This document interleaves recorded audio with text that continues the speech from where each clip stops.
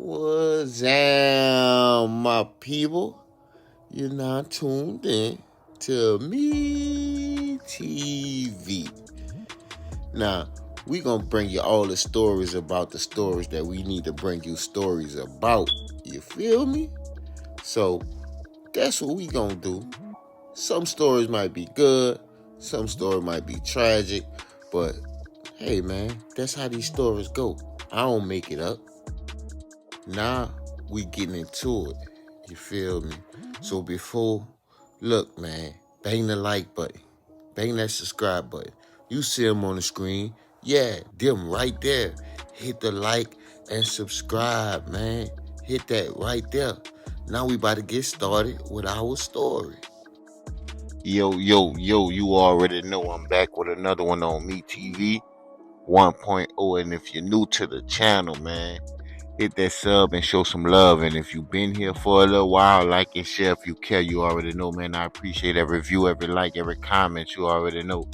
If you new, let me know where you listening from. Let me know where you watching from. But I ain't gonna hold y'all no longer. Today, we go to a small town outside of Dallas, and it's known as Commerce, Texas, where these two young ladies, as you see on the screen, to your right, you can see Deja Watts, 19 years old. She was a student of Texas A&M of Commerce, and also the 20-year-old Abbaney Match. My bad.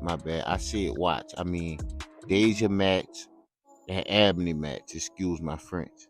And the 19-year-old Deja, she was a student at this college, and as you see on the screen, this was the recent ex of the 20-year-old sister, Abney Match. And this individual goes by the name of Jacques Smith. I'm pretty sure that's how you pronounce his name. But this individual, he was 21 years old, and at the time he had been back and forth in and out of jail. And he was also known to come to the dormitory at times when Miss Abney Match, the older sister, was there as well. Now, to give y'all a little bit more insight, Abney had a 2-year-old son. Yes, she had a 2-year-old son. And this individual, far as her ex, he had just had an incident where the police had been called on him.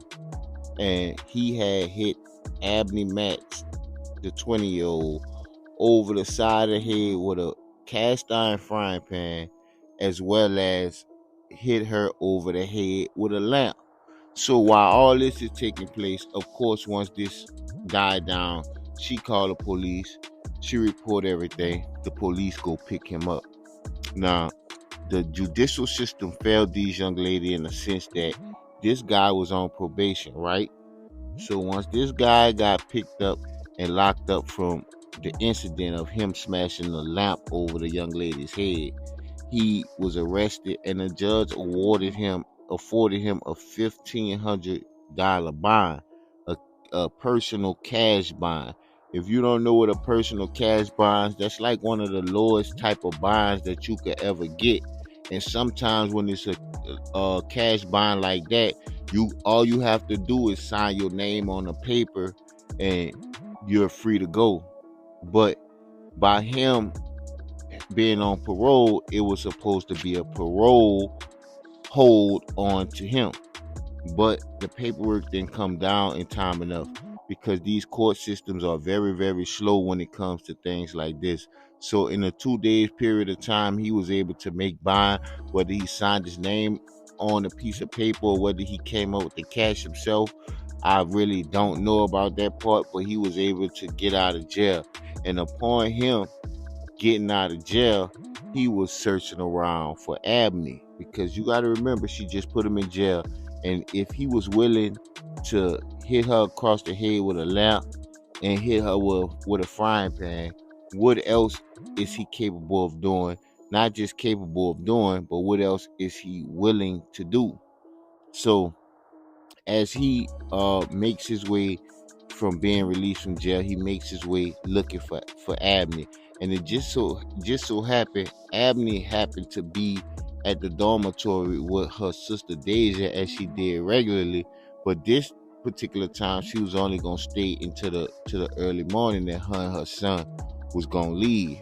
But unfortunately, she never got that chance because he ended up showing up to the dormitory where Deja and Abney was, and he eventually found their room and eventually ended up taking both of them lives by shooting them in the chest. He shot them multiple times, and this man was crazy. He even shot the 2-year-old baby, but luckily the baby was only grazed. And this shows you right here the how could I say, the lack of emotional intelligence, the lack of emotional discipline, and the lack of discipline overall.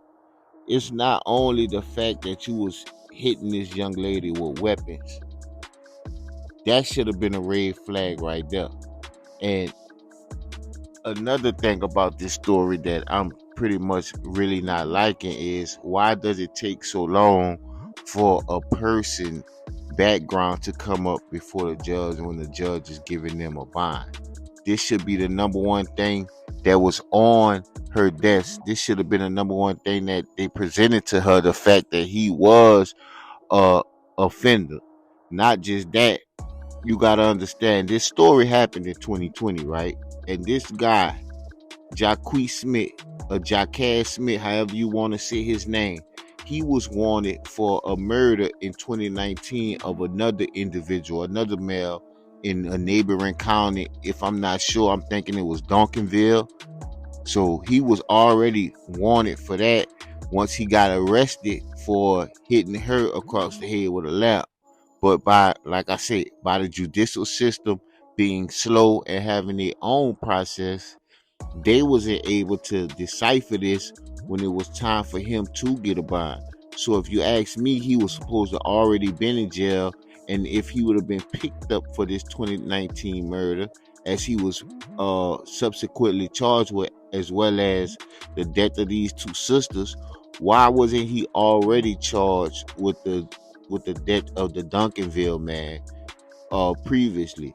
Because if he was already been going through the litigations or being arrested for that situation, he would have never had time to even do this. He wouldn't have even been out of jail to do this, to meet this young lady, to destroy her life.